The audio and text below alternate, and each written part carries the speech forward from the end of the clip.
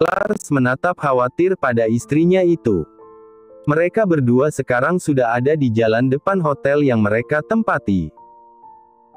Ini semua karena keinginan Lita yang katanya mau berjalan-jalan karena waktu liburan mereka di Jepang tidaklah banyak, hanya tersisa hari ini dan besok mereka sudah harus siap-siap pergi lagi pulang ke Indonesia karena Lars mendapat telepon mendadak dari Raka.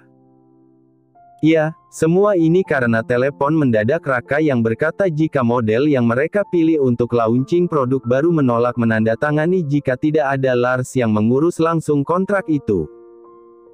Sebenarnya, Raka sudah memohon pada manajer dari model itu agar bisa membujuk sang model yang kebetulan kali ini diambil dari agensi luar, tapi jawabannya tetap sama. Sang model ingin bertemu dan membuat kesepakatan langsung dengan Lars karena jika tidak, maka kontraknya pun batal. Terpaksa jadwal liburan yang sudah direncanakan harus dipercepat karena urusan mendadak ini. Kembali pada Lars yang kini menghentikan langkahnya, membuat Lita yang berjalan di sampingnya juga berhenti dan menatap Lars dengan bingung, namun raut wajah gadis itu terlihat menahan sakit. "Ada apa Kak? Kenapa kita berhenti?" "Jalannya masih agak jauh," ujar Lita dengan kaki yang bergerak tidak nyaman. Namun alih-alih berkata, Lars justru malah jongkok di hadapan Lita. Kemudian lelaki itu menepuk pundaknya sendiri dan meminta Lita untuk naik, "Ayo naik, biar aku gendong kamu. Jangan keras kepala atau kita tidak jadi beli oleh-oleh dan juga hunting makanan seperti yang kamu mau," ancam Lars, namun Lita masih terlihat ragu. Aku masih bisa jalan kok, lagi pula malu Kak. Banyak orang yang lihat nanti jika aku digendong." "Aku tidak malu, biarkan saja toh jika mereka membicarakan kita tidak akan mengerti bahasanya," jawab Lars dengan acuh, namun sebenarnya dia sedikit berbohong jika dia tidak mengerti bahasa Jepang.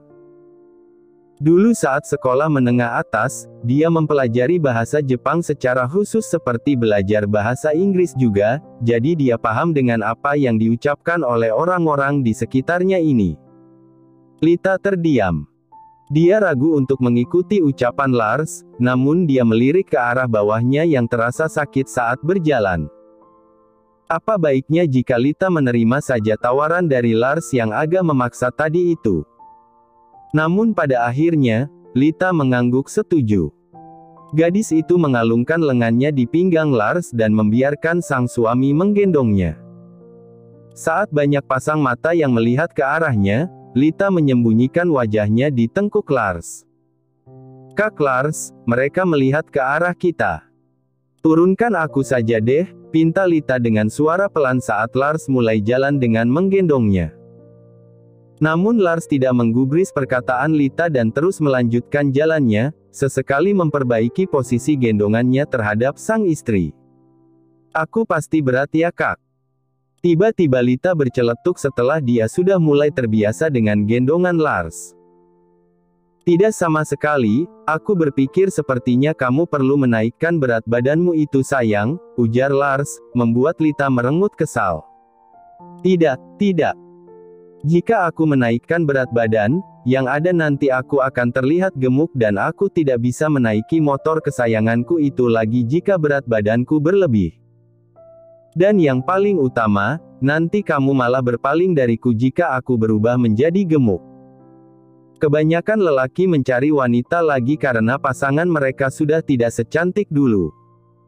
"Aku tidak mau itu terjadi," ujar Lita seraya membenarkan letak tangannya di leher Lars. "Aku tidak akan melakukan itu.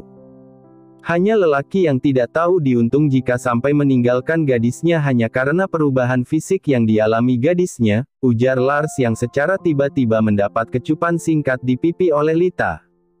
"Aku percaya Kak Lars tidak akan melakukan itu.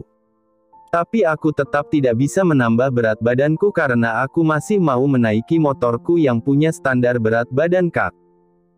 Lars menghela napas, "Ya baiklah, apapun yang membuatmu senang sayang.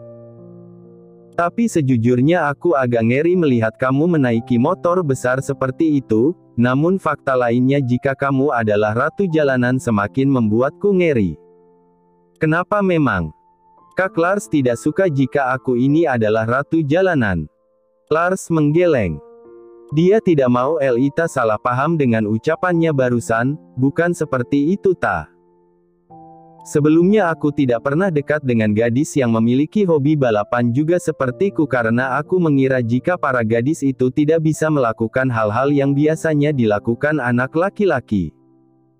Tapi saat bertemu dengan kamu, aku merasa mungkin sudah saatnya aku merubah tipe ideal gadis yang ku mau.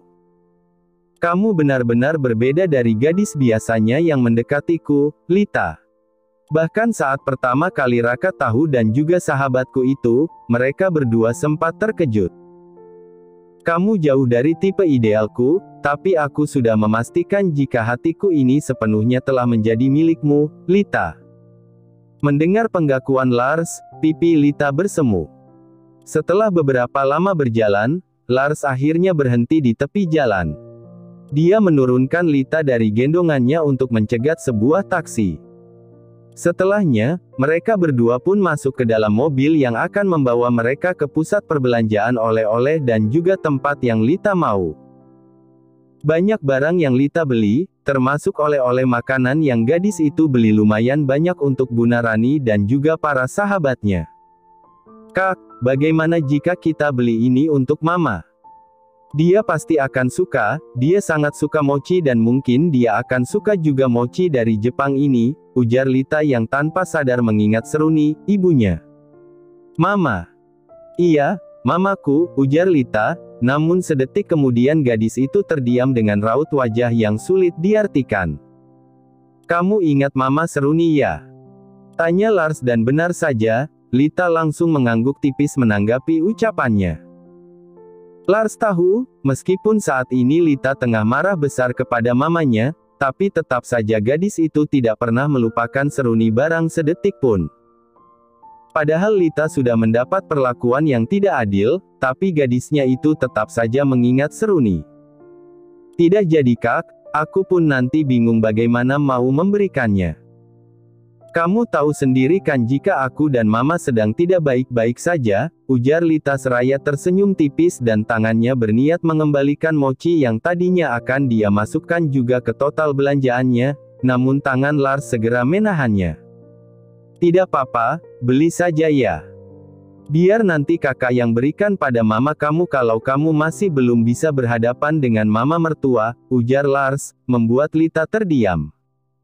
Gadis itu berpikir, haruskah dia berbaikan dengan mamanya? Seruni bahkan sudah meminta maaf padanya. Di sebuah ruangan, seorang gadis cantik dengan gaun berwarna peach itu duduk di sofa miliknya sambil membaca sebuah majalah.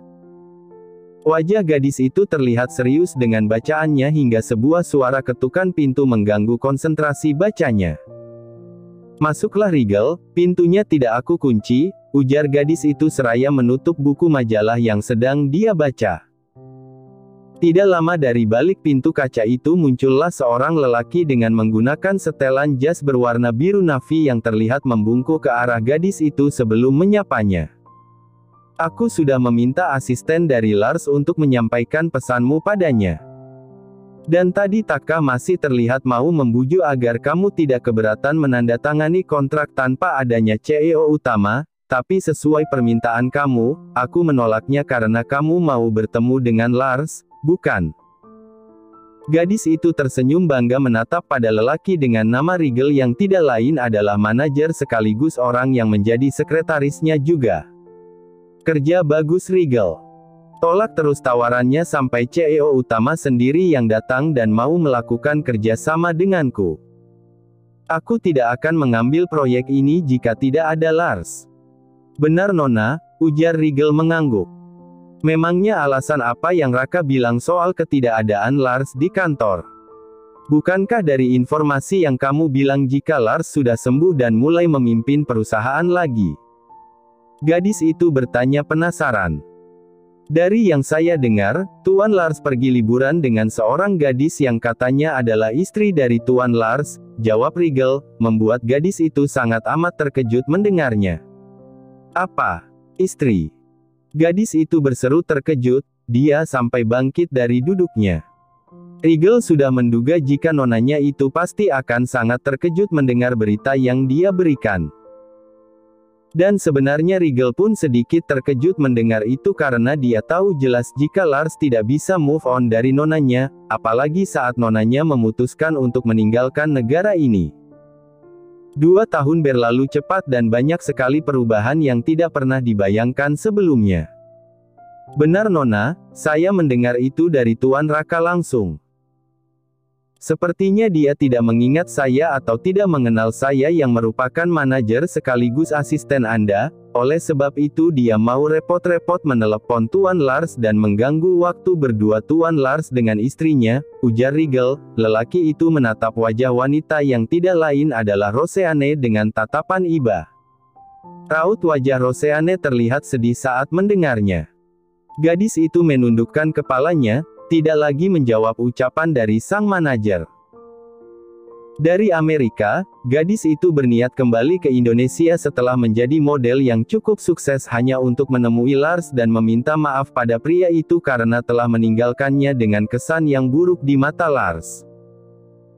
Namun setelah sampai di negara ini, Roseanne justru malah tidak mendapati Lars ada di sini dan fakta yang lebih mengejutkannya adalah lelaki itu sekarang telah menikah dan itu bukan dengan dirinya. Roseanne kira jika Lars masih tidak bisa melupakannya dan mau menunggu Rose untuk kembali ke Indonesia meskipun telah dikhianati gadis itu, tapi nyatanya dia salah. Lars telah berubah dan fakta yang lebih menyakitkan dari itu semua adalah Lars yang telah melupakannya bahkan menikah dengan gadis lain. Melihat Roseanne yang terdiam dengan menundukkan kepalanya, membuat Rigel menghela napas berat. Anda tidak apa-apa Nona? Apakah Anda masih mau melanjutkan kerjasamanya atau dibatalkan saja?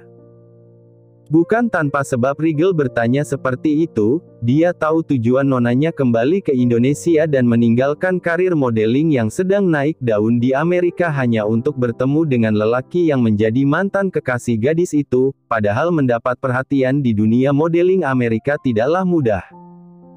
Tapi Roseanne pergi meninggalkannya hanya untuk bertemu Lars yang sekarang malah sudah bersama gadis lain di hidupnya. Rigel paham betul bagaimana perasaan nonanya itu. Mendengar pertanyaan itu, Roseanne lantas mengangkat wajahnya yang tadi tertunduk. Kamu bicara apa sih Rigel? Tentu saja aku masih mau melakukan kerjasama dengan Lars. Dengan kerjasama seperti ini aku bisa tahu juga gadis seperti apa yang sudah menjadi pendamping hidup Lars. Aku ingin tahu apakah dia lebih baik dariku atau tidak, dengan seringainya Rose menjawab. Rigel menatap terkejut pada nonanya itu. Nona, Anda tahu kan tadi saya bilang apa? Tuan Lars sudah memiliki istri. Tolong Anda jangan berbuat nekat Nona, Anda bukan seorang pelakor. Jangan lakukan hal jahat pada sesama wanita juga Nona. Lelaki di dunia ini masih banyak, Anda bisa mendapatkan yang lebih baik dari Tuan Lars jika mau. Rigel menasehati, dia hanya tidak mau jika nonanya mendapat hujatan karena berniat menjadi pelakor dalam hubungan rumah tangga mantannya. Roseanne mendengus lalu melayangkan tatapan tajam pada Rigel. Dengar ini baik-baik Rigel. Kamu hanya manajer dan asisten pribadiku saja, kamu bukan orang tuaku yang berhak menceramahiku. Akan aku lakukan apa yang menurutku benar dan kamu tidak bisa melarangnya. Laksmi berjalan dengan langkah cepat menuju sebuah rumah yang letaknya di ujung gang. Saat tiba di depan rumah dengan cat berwarna biru itu, Laksmi langsung mengetuk pintu rumahnya. Tiara, buka pintunya Tiara. Ini aku Laksmi, sambil mengetuk pintu, Laksmi berkata seperti itu. Wanita tersebut menunggu beberapa saat hingga pintu depan itu terbuka, menampilkan seorang wanita yang usianya sama dengannya. Laksmi, mau ngapain kamu ke sini? Tanya wanita itu terlihat terkejut dengan kedatangan sahabatnya. Laksmi tidak menjawab. Wanita itu menatap ke sekeliling untuk memastikan jika keadaan sekitar aman dan tidak ada siapapun yang bisa mendengar pembicaraannya dengan Tiara. Biarkan aku masuk dulu, ada yang mau aku bicarakan padamu, ujar Laksmi pada akhirnya dan Tiara pun mempersilahkan Laksmi untuk masuk ke dalam rumahnya. Menyuguhkan secangkir teh dan juga biskuit di piring, Tiara lantas duduk di kursi sofa single di samping Laksmi. Bagaimana kabar kamu Laksmi? Sudah 2 tahun ini kamu tidak pernah datang menemui aku lagi. Apa kamu baik-baik saja? Tanya Tiara dengan tersenyum lembut ke arah Laksmi. Aku tidak baik-baik saja Tiara. Kamu tahu anak yang aku lindungi mati-matian bahkan aku rela tukar agar kehidupan anak itu terjamin kini malah berada di balik jeruji besi karena perbuatannya yang aku tidak ketahui. Laksmi mulai bercerita dan seperti dugaan Tiara, terlihat terkejut dengan apa yang dikatakan Laksmi. Apa yang terjadi?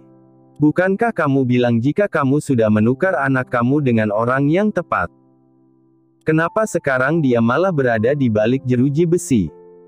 Laksmi menggeleng lesu mendengar pertanyaan dari sahabatnya itu. Aku tidak tahu, tapi yang pasti aku harus mengeluarkannya dari penjara Tiara. Aku tidak mau anakku hidup susah dan menderita di dalam sana. Tiara mengangguk, iya, tapi apakah kamu sudah bertemu dengan anak kamu itu? Bagaimana reaksinya? Laksmi tersenyum pahit, ya, seperti dugaanku. Dia membenciku dan tidak terima jika aku ini adalah ibu kandungnya. Tapi tidak masalah, aku hanya sedikit sakit hati saja. Itu wajar kan, karena selama ini anakku hidup mewah dan mengira jika ibunya juga seorang nyonya besar kaya raya dan bukan seorang pembantu sepertiku. Tiara menepuk pundak Laksmi, tenanglah. Aku yakin nanti dia akan menerima kamu sebagai ibunya. Saranku sekarang adalah kamu berkata jujur dan memohon pada Tuan Gunawan agar mau membebaskan anakmu, Laksmi. Karena jika hanya usaha kamu saja, itu tidak akan berhasil. Uang yang kamu bayar untuk membebaskan Saras akan sangat besar dan kamu tidak punya uang sebanyak itu kan? Laksmi mengangguk lesu, kamu benar, aku akan mencobanya nanti, karena bagaimanapun juga Gunawan itu telah merawat putriku hingga sebesar ini kan. Tidak mungkin rasanya jika tidak punya rasa sedikit pun pada anakku. Tiara mengangguk, ya, coba saja dulu. Omong-omong, bagaimana dengan bayi yang kamu tukar itu? Apakah kamu merawatnya dengan baik? Kamu tidak membuat bayi itu tinggal di panti asuhan kan, Laksmi? Tiara bertanya mengenai anak Gunawan yang sesungguhnya. Tidak mungkin aku melakukan itu, aku tidak sejahat itu untuk menaruh bayi cantik seperti itu di panti asuhan. Dia hidup aman dan baik-baik saja. Bahkan sekarang dia menjadi nonaku.